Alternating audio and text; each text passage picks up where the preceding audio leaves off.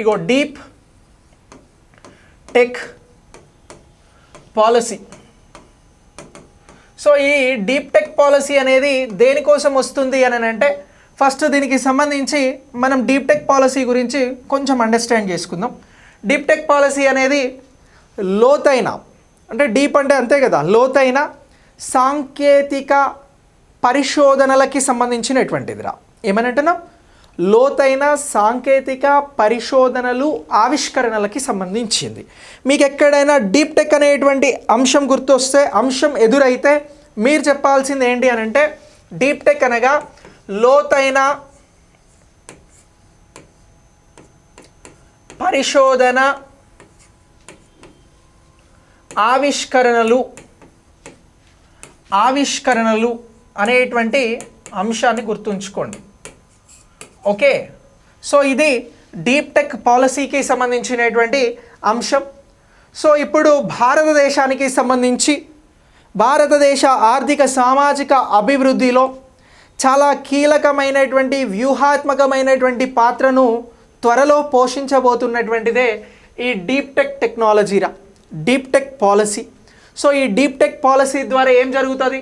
లోతైన సాంకేతిక అనేటువంటి అంశం నేను ఇక్కడ మెన్షన్ చేయలే. ఇగో లోతైన సాంకేతిక పరిశోధనలు అనేటువంటి ఆవిష్కరణలు అనేవి జరుగుతాయి.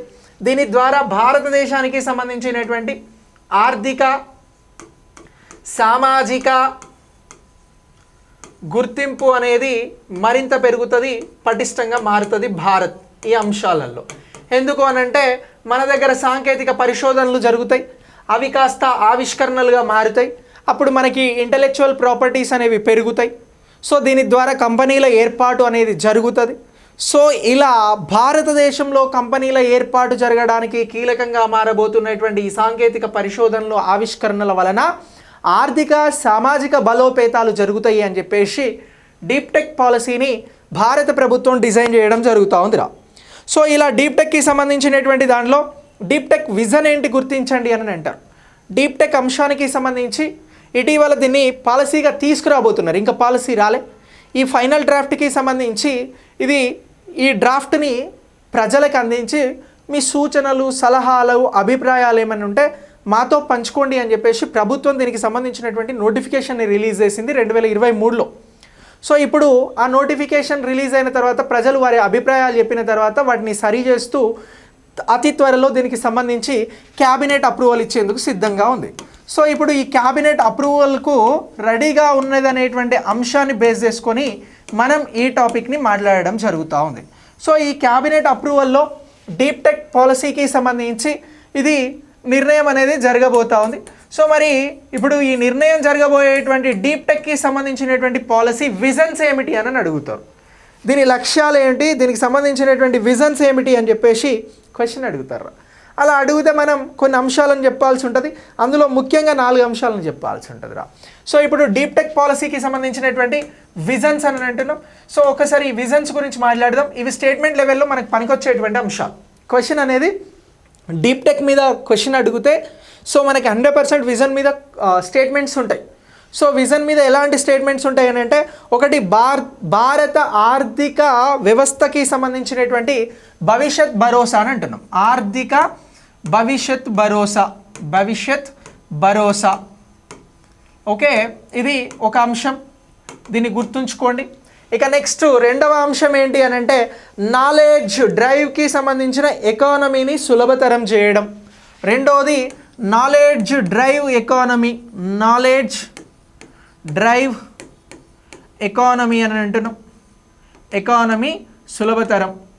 ఓకే, సో ఇలా ఇది రెండవ అంశం. మూడవ అంశం ఏంటి అని అంటే, ఆత్మనిర్భర్ భారత్ అనేటువంటి అంశాన్ని మనం తీసుకోవడం జరిగింది. భారతదేశం అన్నిట్లలో కూడా స్వయం సమృద్ధి సాధించాలనుకుంటుంది. దీనికోసం భారత ఆవశ్యకత, ఆత్మనిర్భర్ భారత్లో దేశానికి సంబంధించినటువంటి ఆవశ్యకత అని అంటున్నాం.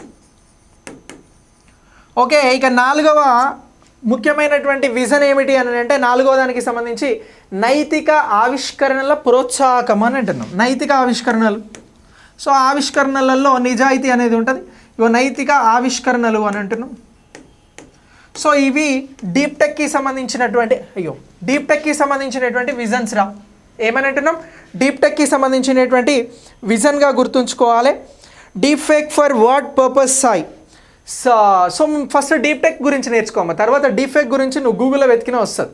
ఓకే, సో ఇలా ఇగో దీనికి సంబంధించి ఇవి ముఖ్యమైనటువంటి విజన్తో డీప్ టెక్ పాలసీ అనేది తీసుకొస్తా ఉన్నారు. ఇగో డీప్ టెక్ పాలసీకి సంబంధించి త్వరలో మంత్రివర్గ ఆమోదం వస్తుంది. మంత్రివర్గ ఆమోదం వచ్చిందని అంటే అది చట్టంగా మారుతుంది. ఆ పాలసీ కాస్త చట్టంగా మారి అమలు చేయబడుతుంది. సో ఇప్పుడు ఈ విధానం అనేది మనకు కేంద్ర క్యాబినెట్ త్వరలో ఆమోదించబోతా ఉంది కాబట్టి దీనిని గురించి డిస్కస్ చేసినాం. డీప్ టెక్కి సంబంధించినటువంటి పాలసీస్ని గురించి చెప్పండి అని అంటే ఇగో ఈ విజన్స్లో ఈ అంశాలను గురించి మనం చాలా క్లియర్గా చెప్పాల్సి ఉంటుంది. సో ఇలా ఈరోజు నేను మీకు అందిస్తున్నటువంటి క్లాస్